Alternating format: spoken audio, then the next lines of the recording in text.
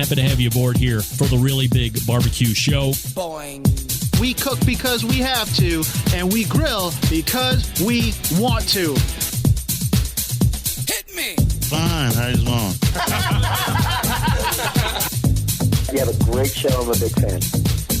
Boing. So what seems to be the problem here? This man looks like he's dead, and he's in the crackle. Charbono! It's all about the charbono, dude! Succulent fish. What? He ate 54 wieners. But listen, Lavernius, shut your face. I'm shaking like a dog shit peach seeds. We have top men working on it right now. Top men. And just like that, we are into the second hour. It's the Barbecue Central Show. You have found it, whether you missed the first hour or not. Don't worry about that. You can always go back and get the show on podcast. Hit up the main website, thebbqcentralshow.com. And you can hit the subscribe button. And if you missed the show for whatever reason on Tuesday, if you don't want to watch it, which the audio archives or the video archives are immediately available after the show, both on the YouTube channel and on the Facebook channel. But on the audio or the podcast audio only, first hour is released on Wednesday and the second hour is released on Thursday. So you're ready to go. Go ahead, subscribe to the show. Even if you don't listen to it all the time, you have the opportunity. If you hear something's going on, did you hear who was on the Barbecue Central? No, I missed. Oh, but wait, I subscribed to podcast. I can go ahead and do it. Just do it. It's on all of the major It's on all of the platforms. Forget just major platforms. Of course, it's on the major platforms. It's on all platforms. Go ahead and check it out. Don't forget that coming up in about 12 minutes from now, Dr. Howard Conyers, a whole hog barbecue and grilling expert, also NASA rocket scientist. So quite easily the most academically accomplished person who has ever appeared on this show.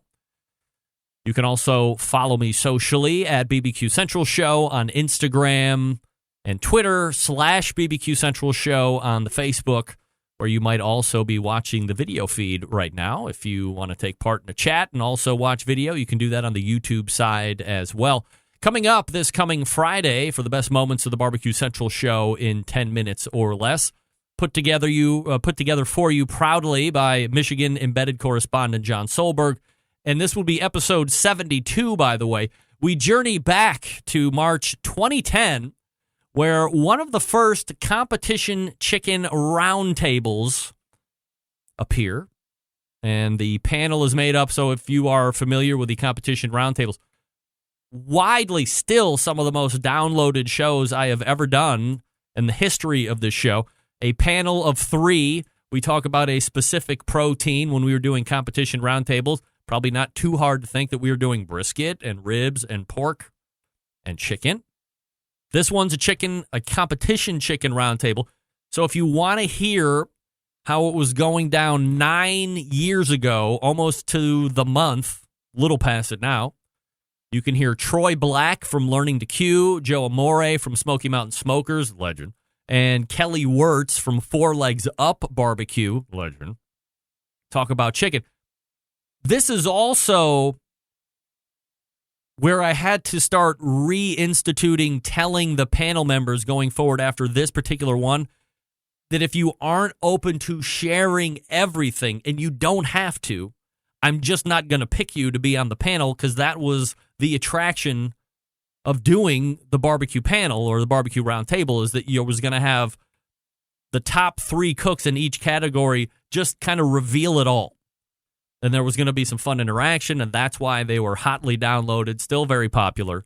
But Troy Black, Joe Amore, and Kelly Wirtz, you could tell, became very guarded at some point, and everybody started to withhold a little bit, and it wasn't as sharing as it had become known to be in previous installments. So this was the episode where, as we moved forward with competition roundtables, I said, hey, totally up to you, but if you're not willing to share it all, then I would rather go find somebody else that's ready to do that. So kind of a momentous chicken roundtable in a number of ways, and that will get released into the podcast feed this coming Friday, so make sure that you are subscribed. And then there's this. last Thursday, the host of the Man is Barbecue podcast, Mickey K, got into his cups a little bit, started feeling himself, and then did exactly what I tell you people not to do. He hit the go live button, and in doing so, created this piece of social media gold. And I will play it here in 1 second, but I'm going to start and stop to make sure I'm clearing up any inaccuracies as they are being thrown out in this alcohol-fueled takedown of me. Well, I assume it's me, but he never calls me out specifically by name or mentions the show name or anything like that. But let me troll it up here real quick. And stick with me because it starts very quickly. And once again, I'll be starting and stopping to point out inaccuracies, but this is how it went down. To my attention by a friend of mine that I got called out on the on a podcast show, and it's a live show. It comes out every, I believe, Tuesday. By the way, let me point out, if you are not in agreeing with swearing, this may be a little offensive to you as we roll through it, but stick with it. He goes live on fucking Tuesday that I'm a tool, which is fantastic. I was also told that I purchased my following, which is not true. Now, just to make sure that we are on the accurate side of the fence here, I did not call Mickey a tool, ever. And that was, I think, 2 shows ago now. The truth is that I received an email from, I think, Steve in Pittsburgh, who was following a number of people that were going down to the certified Angus beef situation in Worcester, Ohio. And Steve said, and that tool Mickey from Man is Barbecue. That's what happened. Go back and listen to the show. But somebody told Mickey that I called him a tool specifically and that he buys his following, which I never said he bought his following. What I said was, people that don't do this show, it's easy to find who I'm not kind of down with because they're not doing my show. There were a number of people that were in Worcester, Ohio, aside from Mickey from Man is Barbecue, that have never been on this show before. Keep that in mind. I'm sorry that I'm younger than you. Don't be sorry because you're younger than me. You can't help that. Anybody who was born after me is younger than me. Don't apologize for that. I'm better at social media than you. That's, I'm sorry about that. You're not sorry about that. It sucks for you, doesn't it, that I'm better at social media than you? Yes, I was in Worcester, Ohio. Yes, they invited me. They also invited me to Hawaii. Did you miss that invite too there, buddy? In all fairness, I didn't miss the invite to Hawaii. I never got the invite to Hawaii. Get that big stuff out of here. If we're just being honest, I never got that invite. Must have sucked, didn't it? Hawaii was beautiful, and so was the food. I can tell the food was beautiful. Shit happens, but apparently I'm a fucking tool. I've asked you numerous times to come on my show. Here's me calling you out on social media. Come on my show and talk to me. Talk barbecue with me. Everyone's invited. That's the beauty of Man Meat Barbecue. That's what we do. We incorporate everybody. We love everyone that wants to cook barbecue. So that sucks, doesn't it? What? What sucks? What sucks? Hello? Yeah, dude, I'm not looking for followers on this. I'm calling somebody out. This is just super, I'm sorry, I'm just super heated about it. Who are you calling out? Who are you calling out? It fucking happens. And I'm leaving this up. I'm not going to pull it down. Remember those words. Really hope that, maybe it gets to you. I don't know if you're too big time for me, though. Because I believe last time I asked you to come on my show, you told me you were a little too busy for Don't worry. It got to me. me. It got to me. Here's your call out, bro. Come on the show. Chat with us. Unless you're too busy. I don't need to name names. The person who knows that I'm talking about them knows about it, and they know it. It literally took me over a week to even get notified about this, which is kind of funny that it took me that long, bro. How many people listen to your show? Now, I have done extensive research on that very question. How many people listen to my show? And I have the exact answer. After doing all of the math, 8 people listen to my show. 8. So I have done the math. Thank you. Clearly, it can't be that many. I said 8. So, my name's Mikey. Oh. Mikey? Oh, great. Hold on. Cheers. Like I said, let's get into this fucking podcast, bro. That's the tagline, by the way.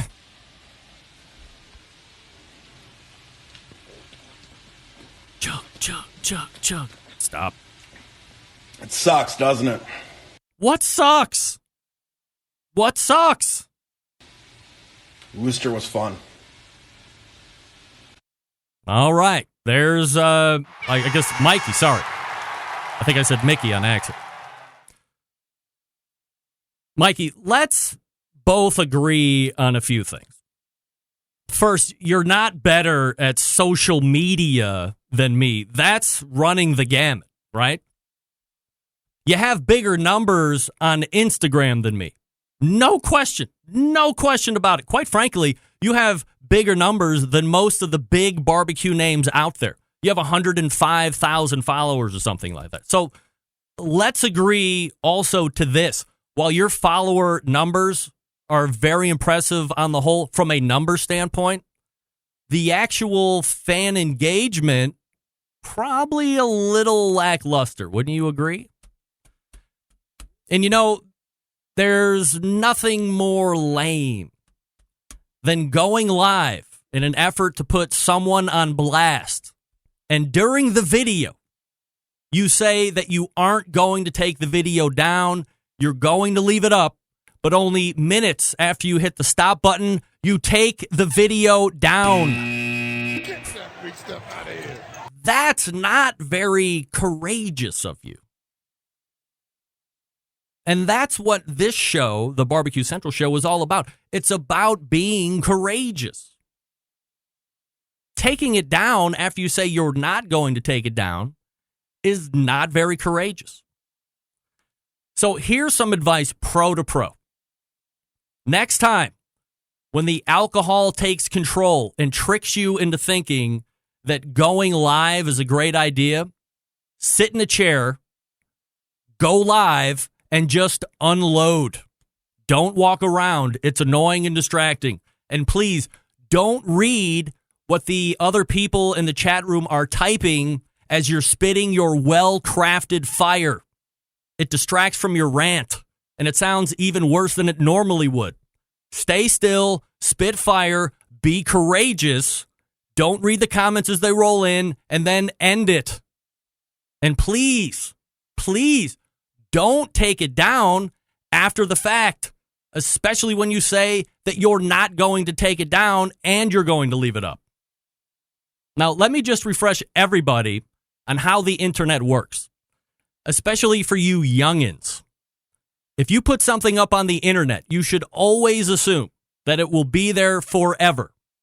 No matter how quick you are able to delete it or how few people you think saw it, someone will see it, someone will grab it. And that's exactly what happened in this instance. Remember, I have loyal Centralites everywhere. And now this little gem will live on the internet forever on my website. It will get its own little archive page, so whenever you feel the need to hear Mikey from Man Meat Barbecue spit straight fire and do a takedown video of me, only to actually take it down seconds after he got done recording it. You can go right to my page, punch up Man Meat Barbecue rant video, and you can watch it as many times as you want. Because once it goes to the internet, it never comes off the internet. Get that freak stuff out of here. By the way, I didn't answer the question that you had asked a couple different times. I will always 100% be too busy to go on your show. Always. I will always be too busy. All right, Dr. Howard Conyers coming up out of the break. I will talk to you quickly about Sterling Ball and the gang over at Big Papa Smokers, the #1 online shop for all things barbecue. Their curated selection of only the best outdoor cooking and grilling supplies get you on the path to better barbecue results in no time. Everything at Big Papa Smokers has been Pitmaster approved by Sterling Big Papa Ball himself. From the award-winning rubs and sauces to the American-made grills and smokers. 13 perfectly balanced flavors when it comes to the rubs, right? Cattle Prod, Cash Cow, Sweet Money, just to name a few, but all of them are absolutely fantastic. Now, if you're looking to get into that West Coast offense, they do have that special relationship with Steph Franklin over at Simply Marvelous Barbecue, so you can get some of his rubs, use some of the Big Papa rubs. Now you're jamming with the West Coast offense. Aside from those spices, they also own Granny's barbecue sauce, so if you're looking for a new go-to sauce, this might be the one you want to check out. And aside from their premium selection of rubs and sauces, Big Papa Smokers also offers the very best pellet, charcoal, and wood cookers available today. If you're looking for an easy and versatile smoker to use, check out that Mac 2-Star General Pellet Grill. Big Papa Smokers, the exclusive Mac dealer, even offers special packages. Not a fan of pellet smokers? Take a look at the Old Hickory Ace BP. It's the only charcoal smoker that Big Papa trusts on his competition trailer. If you're looking for a durable and versatile grill that's easy to use that will last forever, the M Grill is just what you need. They're built like tanks.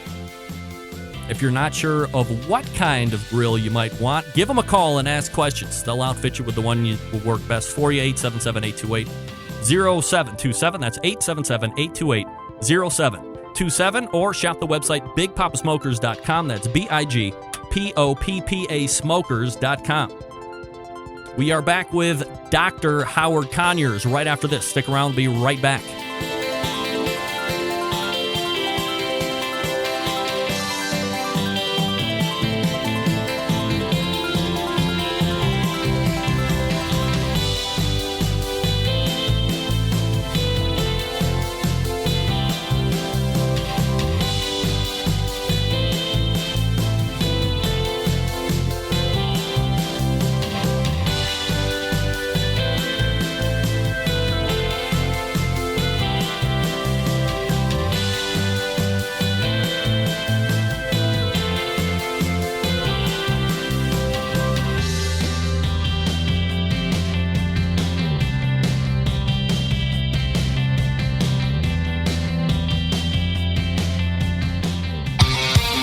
The only show giving you a monthly visit from a doctor of barbecue.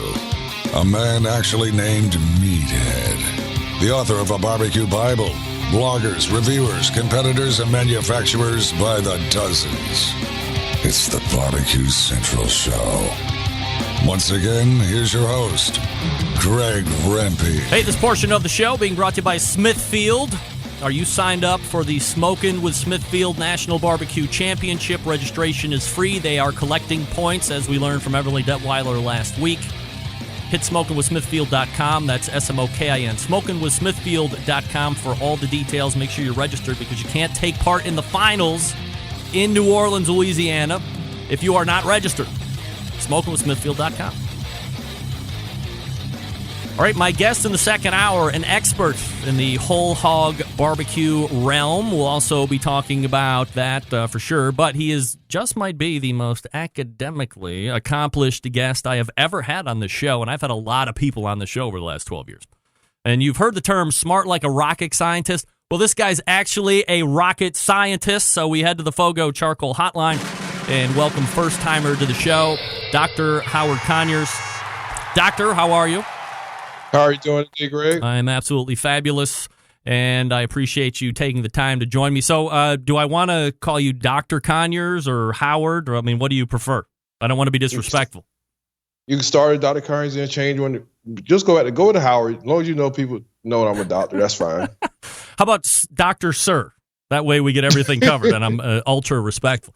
All right, so we got a lot to talk about here tonight, and I think let's start on the live fire and barbecue side from a background. So, if somebody's just joining for the first time or they stumbled over YouTube Live or whatever, a quick background on a young Dr. Howard Conyers, how you were introduced to live fire, and then we'll talk a little bit about the professional side.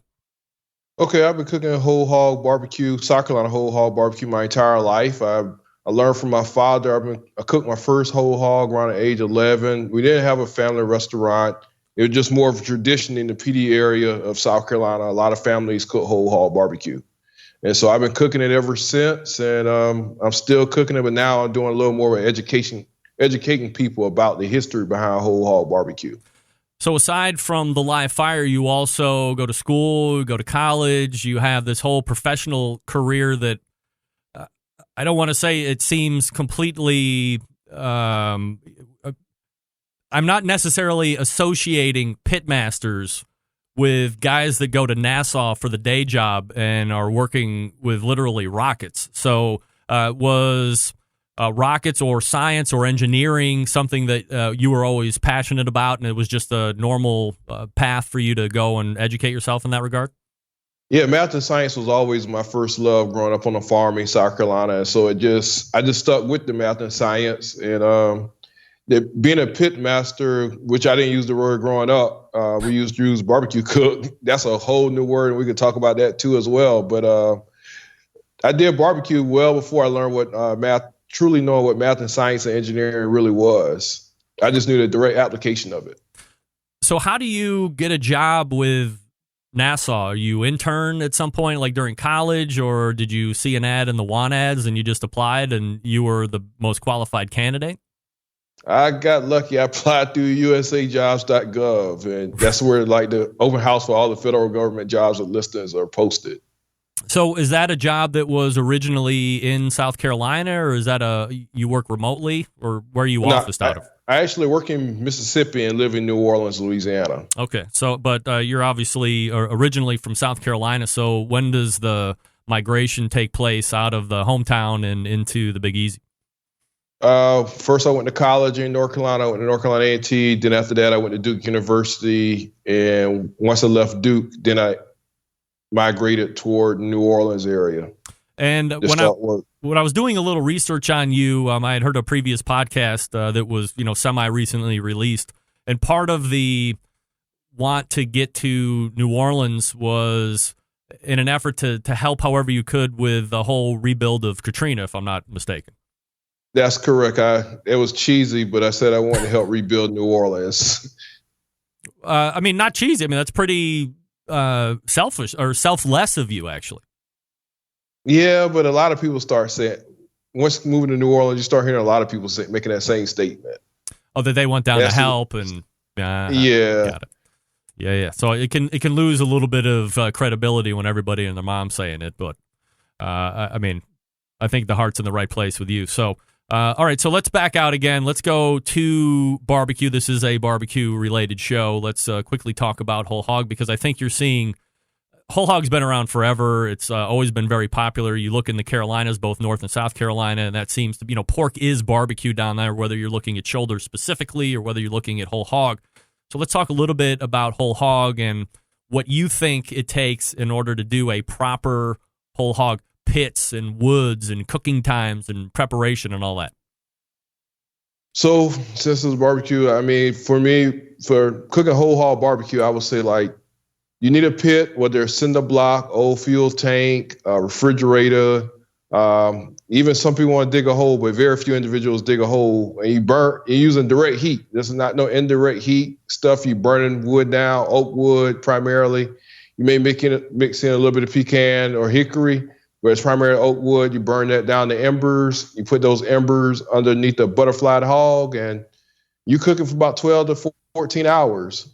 Are you cooking whole hog? What kind of or what size of a hog are you typically cooking? Generally anywhere from 110 to 150. Wow. So these are big hogs. 150 pounds. Yeah. Seasoning? They get cheaper. People don't tell you they get cheaper as the weight goes up. Oh, really? Really? Oh, okay. Well, I just figured it just got a lot more expensive the more weight you put on that thing, but I guess it makes sense if you're buying in quantity, it would get a little bit cheaper. From a seasoning standpoint, are you a guy that, and I don't want to show competition bias here, or I mean, I've had a lot of competitors on the show over the last decade or so, but are you a believer in injections and complicated seasonings and stuff like this, or is it very basic? So, like very traditional barbecues, they don't believe in very injections. It's very, especially in the Carolinas, it's more just salt if you get that, and maybe they'll do seasonings at the end. But it's primarily starts off with salt or nothing else. So you're really letting the pork and the smoke kind of shine through as they mix together. Correct. And then the fat. At the end, when it's ready. ready. Though, but what people don't realize, a lot of times the salt, they'll do seasoning at the end sometime. You'll see different guys put seasoning at the end, or also the barbecue sauces. And the barbecue sauces also has seasoning in it. And they cook that seasoning through the meat. That's a whole different. So when we talk about barbecue sauce, and I'm glad you mentioned that, you can talk about barbecue sauce in a number of different places, and a lot of the time they kind of look the same, or they'll have some similar flavor profiles, maybe some liquid smoke stuff, especially when you start looking at some of the bigger sauce manufacturers. But South Carolina is very unique because you have a mustard-based sauce. It's not only mustard-based down there, but I mean that's a real hyper-regional thing that's exclusive to that South Carolina area, and it's not the whole area. It's kind of a specific location. But mustard-based sauces. So, are you a mustard-based sauce guy? And if so, do you have like a secret home recipe? I definitely have a secret home recipe. I'm probably more of a vinegar-based sauce, but it has mustard in it. Vinegar is the foundation of a lot of barbecue sauces in South Carolina. It is super regionalized. Like people don't realize how regionalized it is. So some of your viewers maybe heard of Rodney Scott, and his sauce is very vinegar pepper based. Mine is more vinegar, pepper. Then you have mustard, some tomato in it as well. And we grew up in like two neighboring counties, about 40 minutes from each other, and that's to let you know how regionalized it is. Is this a recipe that you learn from, your in-law or your parents? I learned from my father. I learned this recipe from my father. And what is crazy about the barbecue sauces in my area, it's so hyper regionalized. It's not even like county specific. I could go out 2 miles and I could tell where a family migrated from in my part of the county. Really? Really. If they tell me they like a purely vinegar pepper based barbecue sauce, I could tell where they pretty much came from. When you look at a South Carolina whole hog and then you look at a North Carolina whole hog, are we talking about two different cultures altogether, or is there a lot more similarities than differences? So a lot of your viewers people will come back, and you can send them to me, Greg. But I did some research on this. All right.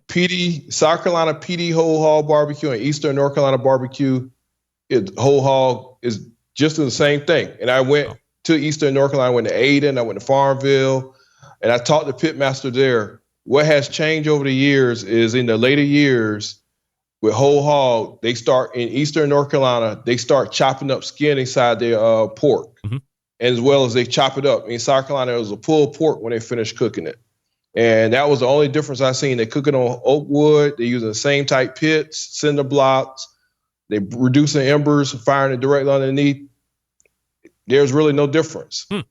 But sauce is a little bit different up there, obviously, too. I mean, it is vinegar and pepper based, so I mean, I know there's some similarities between the two, but typically in the eastern half, I don't really talk about the western half of North Carolina or South Carolina. Sad to say, because I don't know much about that. Got it. I didn't grow up there. No, we're talking with Dr. Howard Conyers. The website, by the way, howardconyers.com, Conyers, if you want to check it out here, and we're chatting it up here this evening. All right, Doctor. So I want to talk to you tonight with the majority of the time that we have. I had talked with Meathead from AmazingRibs.com in the first hour, and we were talking a little bit about the release. It's not a public list. I just have insiders that like to feed me information. but I have a final 9 list of what will end up being a top 3 that make it into the Barbecue Hall of Fame class of 2019. And if you're interested, we can kind of go over that list and talk a little bit about it. Yeah, let's go through it. All right, so one of the other things that I had mentioned at the top of the show is that while we were talking, you and I were going to be talking this evening, we were going to be talking specifically about what is an obvious discrepancy in the amount of non-minorities that are included into the current state of the Barbecue Hall of Fame. Women, people of color, what have you. Versus who is in there currently. And there's a lot of competitors in there as well, aside from just normal restaurant pitmasters or pitmasters in general. So as we look at this 9 currently, we have off the bat Aaron Franklin from Franklin Barbecue, obviously well-known Texas brisket guy. Thoughts on Aaron Franklin? I mean, he's well-known in the media. I mean, I went to Lockhart, Texas this past weekend, and I don't have to go to Aaron's Franklin Barbecue. No offense, Aaron, but the guys ain't like Lockhart. They're doing it right. They've been doing it a long time. And what you're doing in Austin is great. And you had a lot of media coverage, but those guys in Lockhart are really doing it well. So do you think that that media coverage is helping him, or he has learned a craft in his way and perfected it, and somewhere along the line it got picked up and he's kind of reaping those rewards now? I think he partially benefit from Austin transitioning to a tech town, and with being a tech town, I know this is not barbecue, but it ties into the whole story of why the media is so important. Once technology came around and he's growing up in almost like a Silicon Valley, a lot of techies love barbecue, and they basically put him in front of this pedestal, and that's really where it took off. I mean, it took off with that media. And I don't think he purposely went out to get all this media attention. It just kind of came upon him. Do you think that there's a certain responsibility then for him to carry whatever mantle he's carrying in order to carry on that expectation of great barbecue? Yeah, he did. And one thing I would say about Aaron Franklin, when he won the James Beard Award, he did thank those other ones who came before him in Texas because he knew for sure that he's basically, I guess, carrying on something that they already started. So that was very admirable when he did that. Next on the list is the guy that I just had on the first hour, Meathead from AmazingRibs.com. So he has one of the most heavily trafficked barbecue and grilling website, but on a scale of Barbecue Hall of Famers, what do you think about that? He definitely has the media coverage. I enjoy going to his website from time to time. 1 to 10. I mean, he's going to probably get in. Him and Aaron Franklin are going to probably get into this year's nomination. I wouldn't be surprised. You think? I think so. On what? Really, just because of popularity and Google rank and media? Popularity. Yeah. Really? You look at some of the previous people like Guy Fieri. No, we don't count that here on this show. We don't. But I'm sorry. saying. Yeah. That was weird. All right. Next up through is Desiree Robinson. Meathead, very familiar with her when we were kind of going through the list. Cozy Corner Barbecue in Memphis, Tennessee. Yeah, her media following is not as great, but if you want to think about it, like she reminds me a lot of somebody like Tootsie Snowden Barbecue in Texas. Snow's Barbecue. So she should be in there.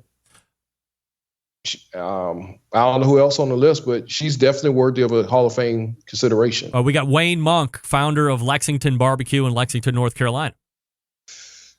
Wayne Monk. Don't know much about Wayne Monk to say whether or not he deserve or not deserve recognition. What about John Big Daddy Bishop, original founder of Dreamland in Alabama, Tuscaloosa? He should have been in there in the first class, but I hate to see another dead African-American in the Hall of Fame. So same thing for CB Stubblefield or Stubbs Barbecue as we know him now? Yeah, same exact thing. He should be in there, but he should have had it should be some living representation. And we have Michael Ray Higgins, and I don't know if you're familiar with him, but I did a little bit more research and talked to some people that are a lot smarter than me.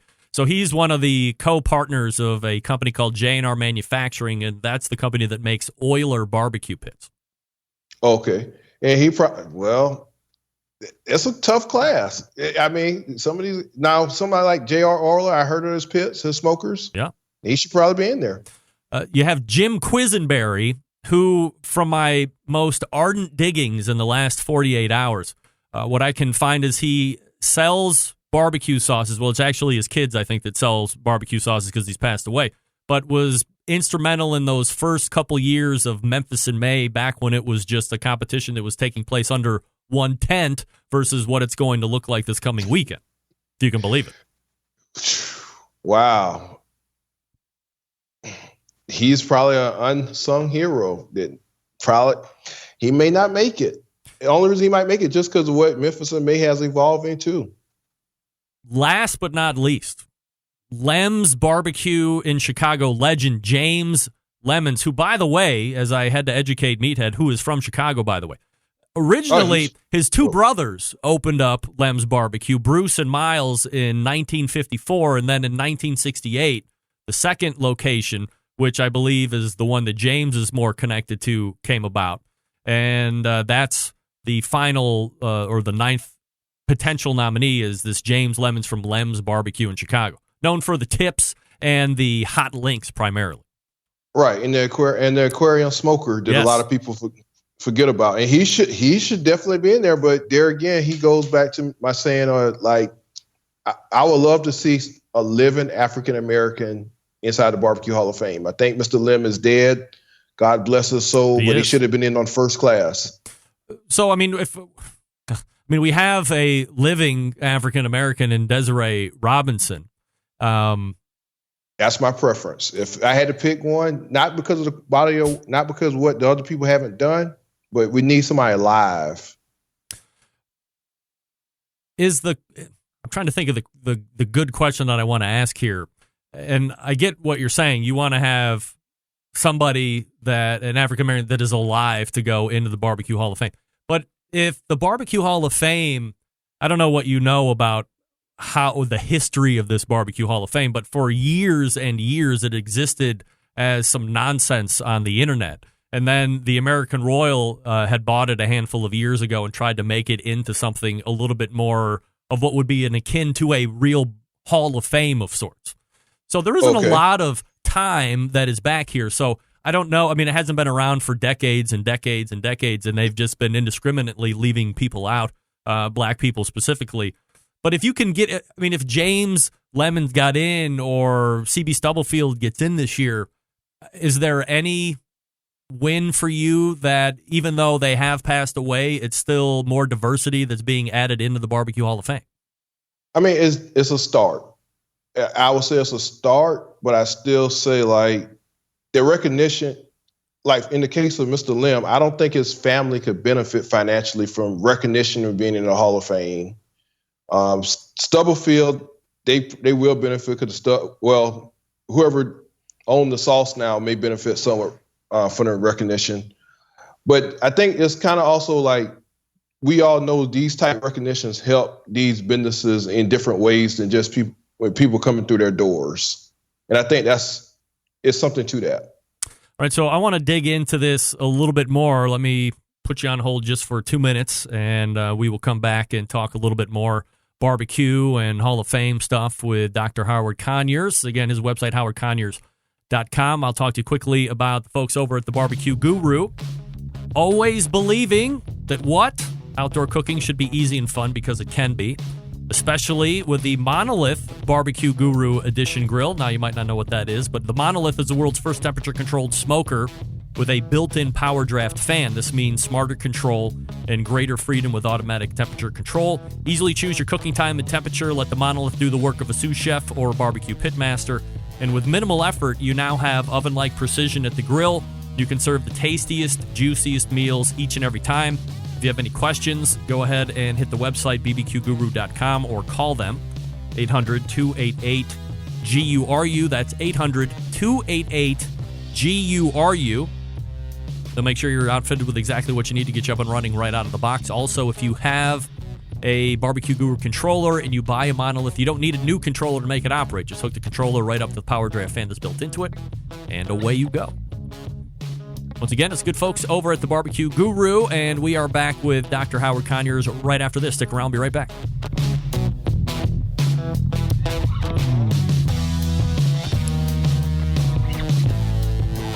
Continuing to produce incredibly mediocre content in an exceptionally professional way. You're listening and watching the Barbecue Central Show. Once again, here's your host, Greg Rempe. All right, welcome back. And we are talking with Dr. Howard Conyers. Appreciate you hanging with me through the break there. So we've kind of gone through the list. So here's what I've been able to quickly surmise. Tell me if I'm wrong or right as I say this statement.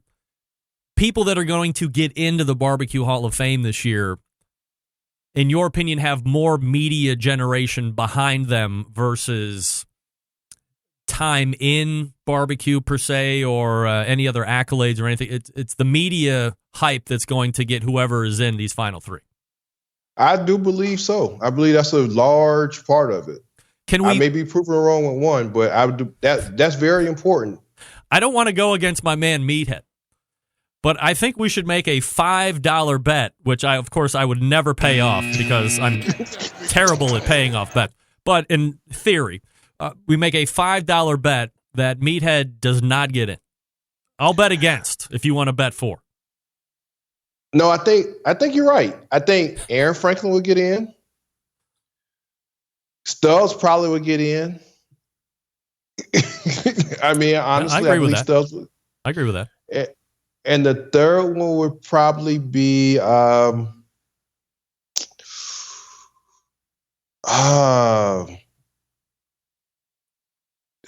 drawing a blank who I think the third one would be. It's tough. I believe. I think I want to agree that Aaron Franklin. Well, I don't want to agree, but I tend to agree with you that I think Aaron Franklin might get in. I don't think he shouldn't get in, but I don't necessarily think he should get in at the same time. I don't think Meathead's going to get in as much as I love Meathead, and I'm saying it with peace and love.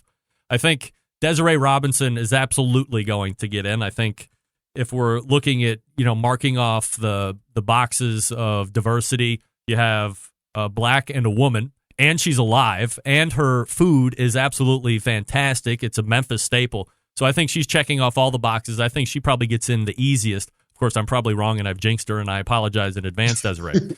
And I agree that Stubbs is probably going to get in. And then I'm vacillating between Lem's Barbecue and Wayne Monk, because I think you have, North Carolina barbecue. I think North Carolina barbecue right now is popular. You're seeing a lot of Sam Jones going around, and right. With Sam Jones barbecue, and then of course you have the Skylight Inn attached with that. So I think just maybe through some recognition of North Carolina right now, because he does also have that book out, that you might see a Wayne Monk, a Desiree Robinson, and a CB Stubblefield. That's my pick for 2019. Okay, I mean, it's a tough one, but I think you're right. I mean, like one person she didn't make the list would have been like somebody like Helen Turner. I don't know if you heard of Helen Turner. Yes. In Brownsville, Tennessee. Yep. This woman had been stoking the coals for like about 30 years, I believe.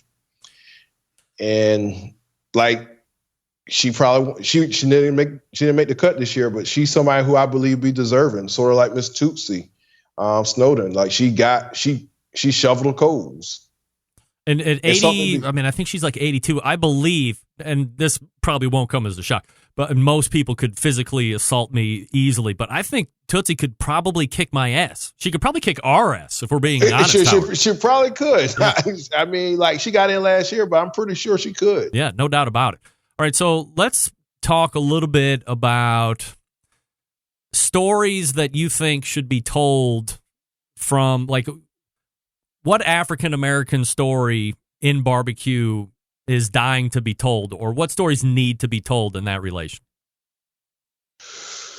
What African-American story? I think it's hard to put an individual name on an African American story from the stories that need to be told. 'Cause I think people need to see what happened with African Americans from the 1800s to like the 1960s. A lot of times those names weren't listed or credited, but I think there's enough history there for a complete story to be told about that narrative of cooking in the ground well before they got to these fancy cookers, whether it's an oiler cooker, Old Hickory, Lang, these indirect smokers. There's a story there. And I believe like when you go to like Smitty's or go to Lockhart, you see a lot of like Mexican pitmasters now, but I know it was some black guys there too. Just what happened, what those guys did to perfect the barbecue as we know it, that we kind of,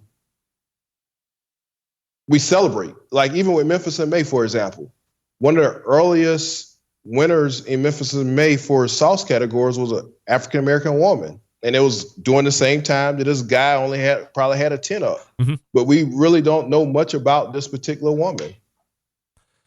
When you look back in history, and we kind of chatted about this offline the other night, if you're looking to get names into whether it's this Barbecue Hall of Fame or if a writer is looking to go back and do a history of barbecue cooking as it relates to African Americans, slaves specifically, no surprise that if you were a slave back then, you weren't treated like a regular human being. You weren't documented good. So we're not probably going to find your name and where you lived and what address you were staying at.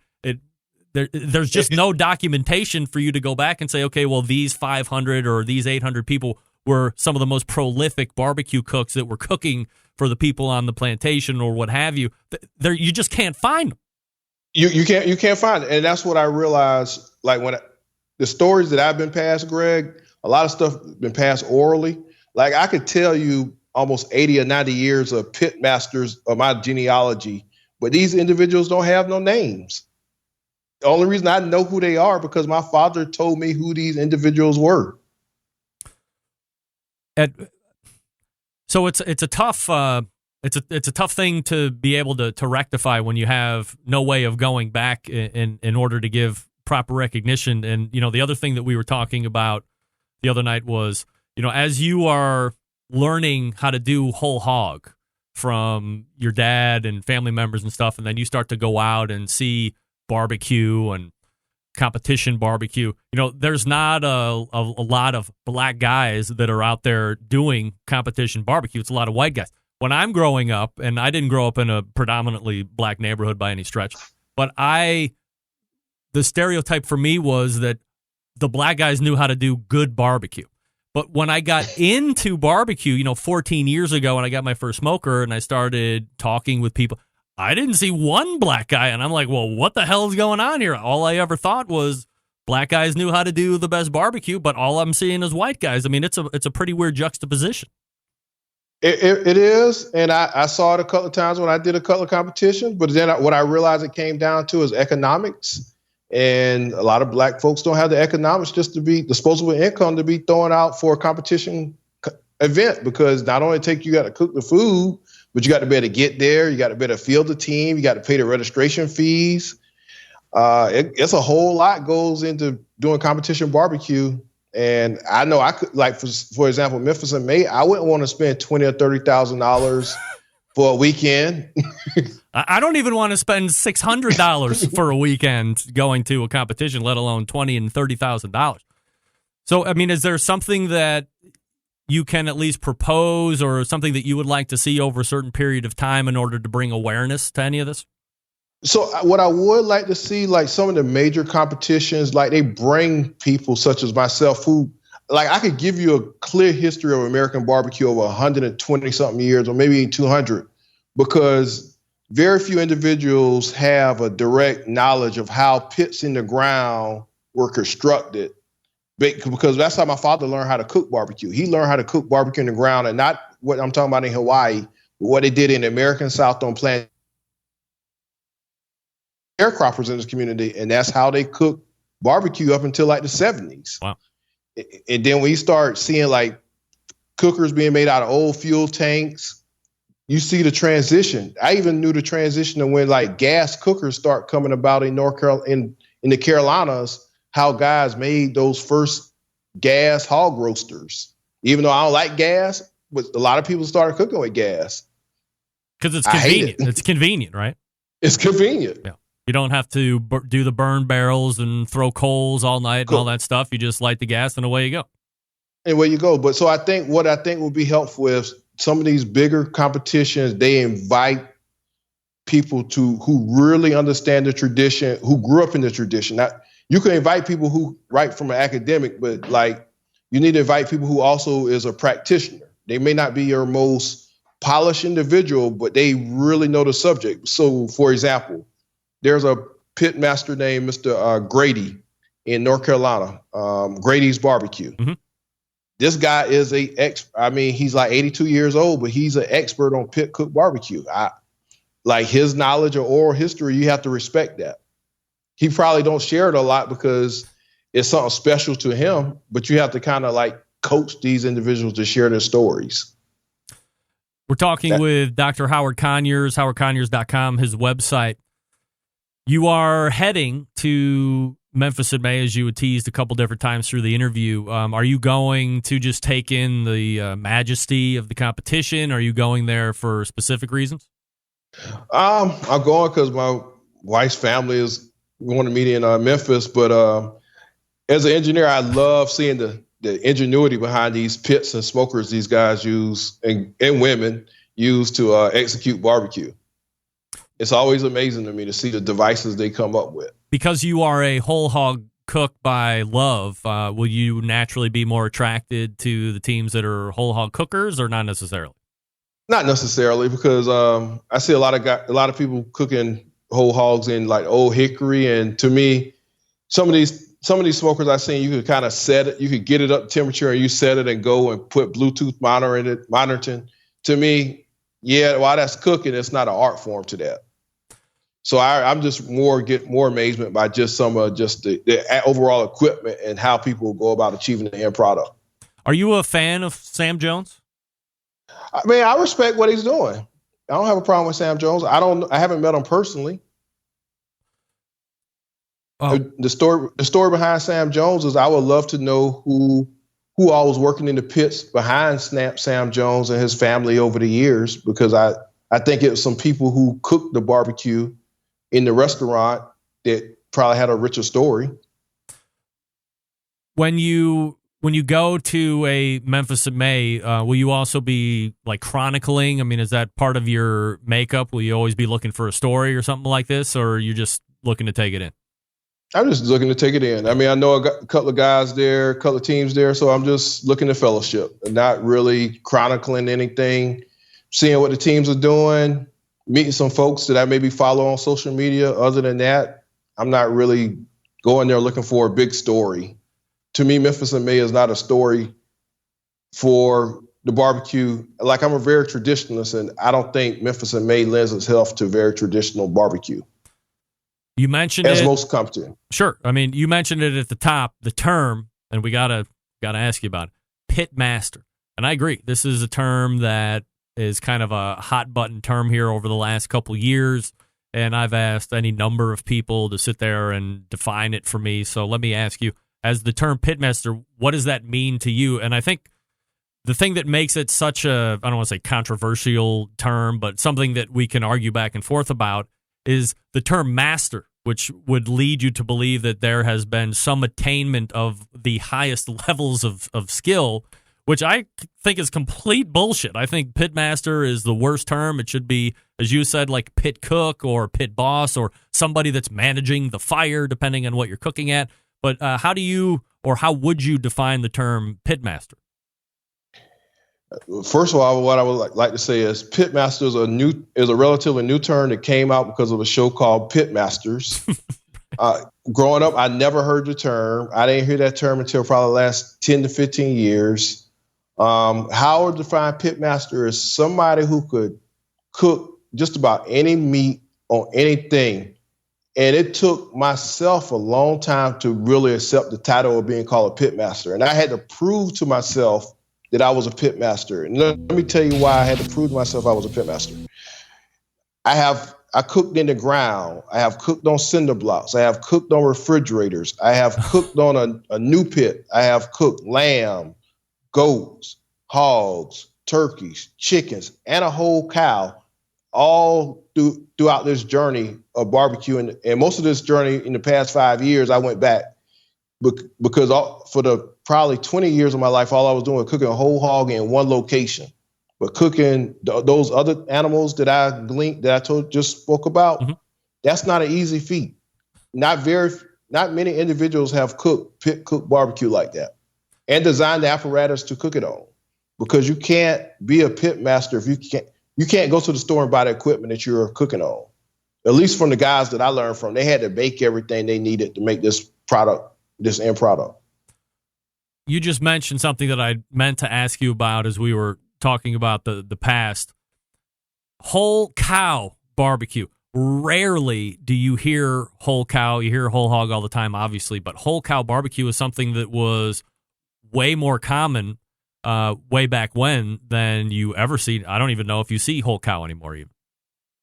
You see very few whole cows. You see people cooking a whole cow in a saddle style, but you very rarely see anybody cooking whole cow in the American style of pit cooked barbecue that's talked about in the literature. And that's what I went back and did last year is reproduce pit cooked barbecue cow, or they call it steer or ox in the literature.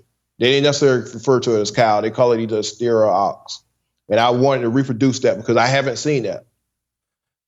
From a style standpoint, is it akin to whole hog or is it a whole different situation?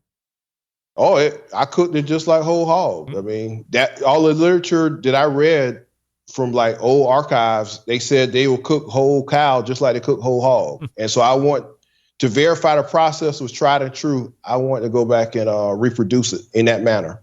So what kind of an end product do you end up with? Is it something a little bit more like beef barbecue-esque, or is it something different? Actually, it came almost like pulled pork. Really? Like the one I cooked, it came out like pulled pork, and it was moist. People might think it wasn't moist, but it was very moist because like I mopped it the whole time. So can we hire Dr. Howard Conyers to come up to Cleveland, Ohio, and actually do a whole cow if we could get our hands on one? Or like, what's your travel schedule like? Man, if people could afford it, because that's a labor of love right there, Greg. Honestly, that's a labor of love. Yeah, no doubt. I mean, I have the device to cook it, but the amount of time and effort that goes into it, it's not a easy undertaking. Like I'm exhausted. Easier things to do than do whole cow, right? It's easier things to do than whole cow. But it's great, though. I tell you, that's the best barbecue I've ever had in my life. Ever? Wow. That's saying something right there. Whole cow barbecue. I want to say whole hog just because it rolls off the tongue, but whole cow barbecue. We are talking with Dr. Howard Conyers. You can find him on the website, howardconyers.com. And if you are lucky enough and going to be in Memphis in May this weekend, you might see him carousing around and checking out the sights and the sounds and the competition and so forth. So, Doctor, really appreciate you coming on the show this evening. Hopefully this isn't the last time. We can have you on again here from time to time, talk about some cool stuff. But really appreciate the time tonight. Thanks so much. All right. Thank you, Greg. You got it. There he is. Dr. Howard Conyers on the Fogo Charcoal Hotline talking about a number of topics. Whole cow barbecue. Whole cow. Wow. That sounds... I mean, I hear whole cow, and I just think it sounds totally delicious. Smoked beef. Gimme. Raleigh Smoke doesn't say much for his whole hog. Maybe it was just that much better, right? I like steak, but I also like spinalis steak more than a regular ribeye.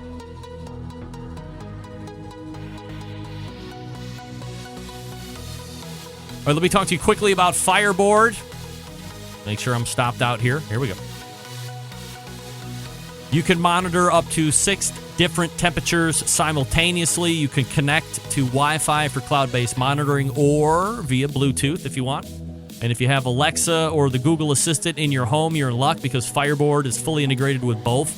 I have Alexa in my home, so hey. I can say, Alexa, tell me the temperature of probe number 1 or 2 or 4 or 5 or 6. Remember, you can load the Fireboard out with 6. Or take out the 6th one, replace it with that little motor, and you can have kind of like a automatic temperature control fan. Plus, they've just partnered, as we learned 2 weeks ago, with Yoder Smokers and have made the brains for that new Yoder smoker that's coming out. You can find out more by visiting fireboard.com or call 816-945-2232. That's 816-945-2232. And we wrap the show up right after this. Stick around. Be right back.